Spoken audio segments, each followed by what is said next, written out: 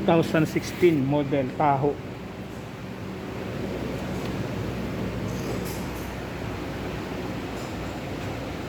Random misfire, cylinder number 2 and 8. Found the problem, injector. So kailangan palitan ng injector number 2 and number 8. Tuloy-tuloy yung inject niya, hindi siya nagsi-sequence. Buhos yung gasolina dire-diretso, hindi siya nagsi-sequence. So kaya kung makikita ninyo yung spark plug, basa ng gasolina, and then misfiring siya. So napakahirap tanggalin ng injector. Ayan, ang haba niyan. So binabaran muna natin siya ng penetrating oil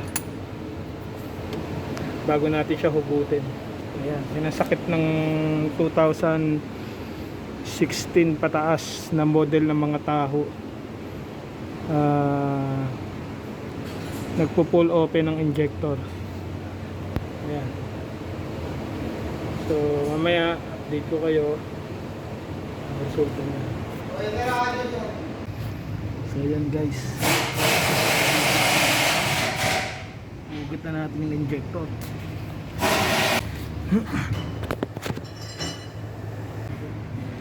Ang injector, grabing hirap na itong tanggalin, ang haba. Ayan ang injector, itong problema number 2 and number 8.